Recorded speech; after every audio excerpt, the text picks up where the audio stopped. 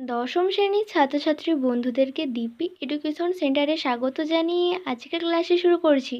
আজকে আমরা আলোচনা করব দশম শ্রেণীর রায়মার্টিন প্রশ্নবিচিত্রার সেকেন্ড ইউনিট টেস্টের ভূগোল বিষয়ের যে সেট নাম্বার 9 আছে তার সমস্ত প্রশ্নের আজকে আমরা সমাধান করব। তো চলো আজকের ক্লাসটা শুরু করা যাক। ক্লাসটা শুরু করার আগে বলে রাখি, চ্যানেলে যদি নতুন হয়ে থাকো তাহলে চ্যানেলটিকে অবশ্যই সাবস্ক্রাইব করে দিও, আর ভিডিওটি ভালো লেগে থাকলে অবশ্যই ভিডিওটিকে লাইক করে দিও।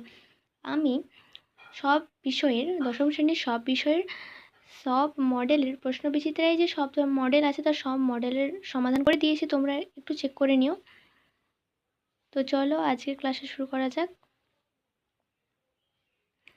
বিভাগ কয়ে একের দাগের একের প্রশ্নটা, বায়ুমণ্ডলের যে স্তর প্রাকৃতিক সৌরপর্দা নামে পরিচিত তা হলো ওজোনোস্ফিয়ার। অপশন খ। পৃথিবীতে বায়ুচাপ বলয়ের সংখ্যা হলো 7টি। অপশন গ। শীতকালীন বৃষ্টিপাত দেখা যায় যে জলবায়ু অঞ্চলে তা হলো ভূমধ্যসাগরীয় জলবায়ু অঞ্চল। অপশন ঘ। পৃথিবী ও চাঁদের দূরত্ব সর্বাধিক হলে তাকে বলা হয় অ্যাপোজি। অপশন গ। শীতল সমুদ্র স্রোত হলো ক্যানারি স্রোত। অপশন খ। ভারতের গম গবেষণাগারটি অবস্থিত পুসায়। অপশন ঘ। লৌহ ইস্পাত শিল্পের প্রয়োজনীয় কাঁচামাল হলো সবগুলি, কারণ লৌহ ইস্পাত শিল্পে আকরিক লৌহ, কয়লা, ম্যাঙ্গানিজ সবগুলি প্রয়োজন হয়। রেটুন যে চাষের সঙ্গে যুক্ত সেটি হলো ইক্ষু চাষের সঙ্গে যুক্ত। বিভাগ ক্ষয়ে যে প্রশ্নগুলি আছে সেই সমস্ত প্রশ্নের এখন আমরা সমাধান করব। নিম্নলিখিত বাক্যগুলি শুদ্ধ হলে পাশে সু এবং অশুদ্ধ হলে পাশে অ লেখো। ঋতু পরিবর্তনের সঙ্গে সঙ্গে জেট বায়ুর অবস্থান ও গতিবেগের পরিবর্তন হয়। উত্তরটা হবে অশুদ্ধ। কোনো পরিবর্তন না ঘটে না বলেছে, তার মানে এটা অশুদ্ধই হবে, কারণ ঘটে।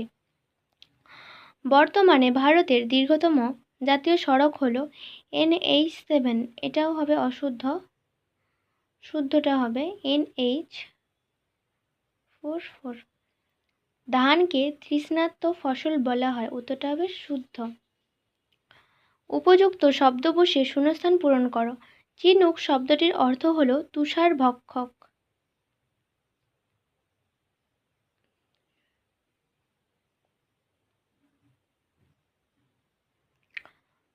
সূর্য, চাঁদ ও পৃথিবী যখন একই সরলরেখায় থাকে তখন তাকে বলা হয় সিজিগি।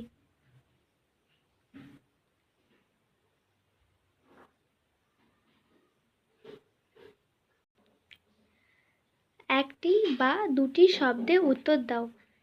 বায়ুচাপ মাপার যন্ত্রের নাম কি? বায়ুচাপ মাপার যন্ত্রের নাম হলো ব্যারোমিটার।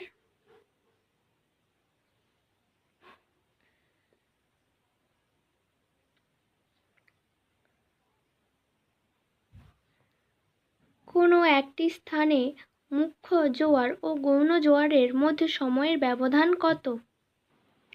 12 ঘন্টা 26 মিনিট।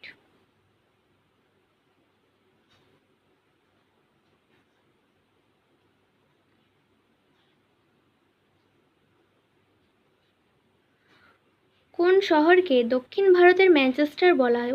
উত্তরটা হবে কোয়েম্বাটুর।